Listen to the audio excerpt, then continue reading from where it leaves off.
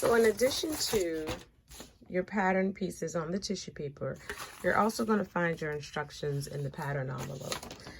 And you're going to get instructions for every view that you saw on the pattern envelope.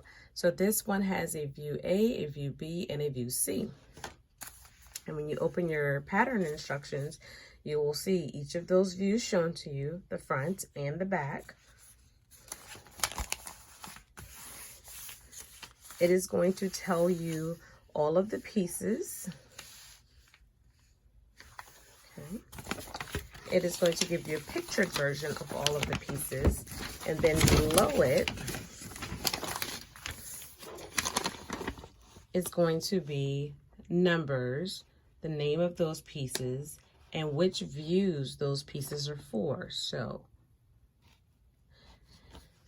for views A, B, and C, you need piece 1, piece 2, piece 3, piece 4, piece 5. But for views A and C, those are the only ones that require piece 6, and view B is the only one that requires piece 7. So once you decide which view you're going to make, then you come here to look to see which pieces that you need. I'm going to be making view B. So I am going to only need piece 1, piece 2, piece 3, 4, 5, and 7. I don't need number 6. Now, does that mean I don't cut that piece out?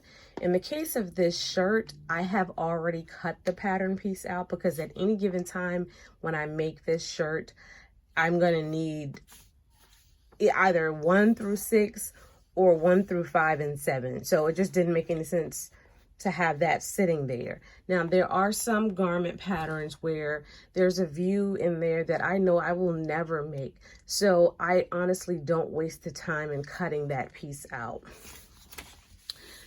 So then you get down here to the bottom to your cutting layouts. And so this is going to tell you, and it's really an approximation. Usually it's pretty spot on, but sometimes the layout isn't quite maximizing the use of your fabric. But they give you a cutting layout and they give you diagrams on how to lay your pattern pieces out on your fabric. And what they'll do, again, it's going to be based on the view that you're working on. And it's also going to be based on the width of your fabric. So, for example,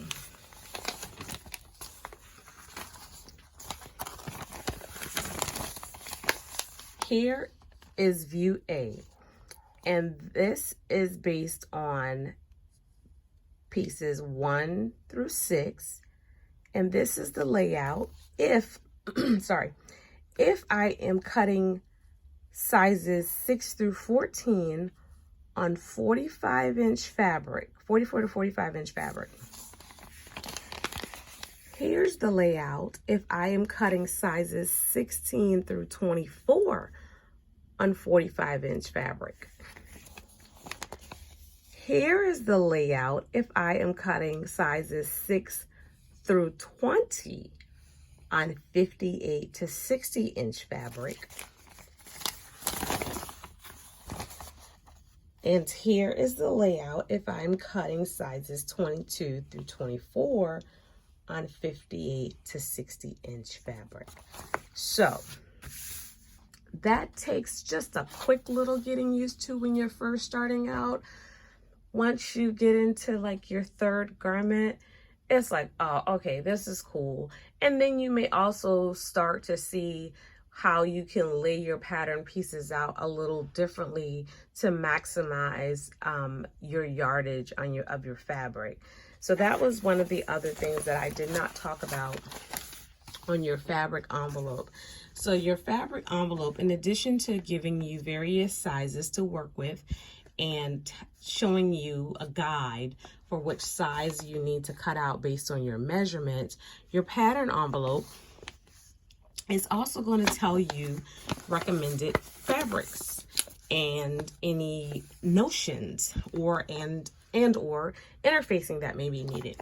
So, for example, this particular top, the suggested fabrics, in which I highly advise that you stick with the suggested fabrics, especially just starting out, being a beginner.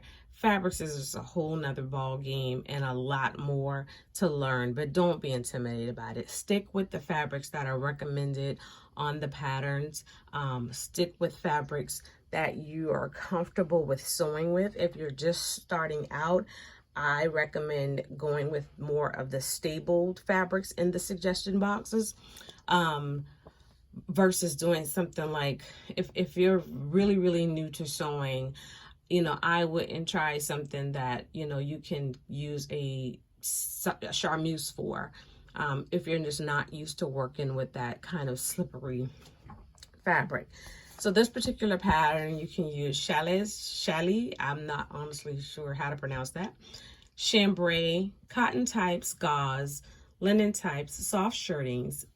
And it also, almost every pattern, it will recommend you get extra fabric if you're matching plaid stripes or if it's a one-way design fabric.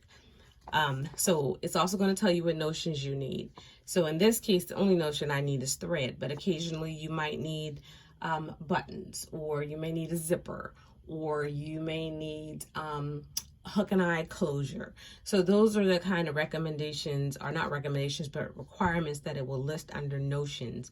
And then if you need any interfacing, it's going to give you the recommended yardage of interfacing that you're going to need for the project. Interfacing is also another whole different ball game. There's a plethora of different ones.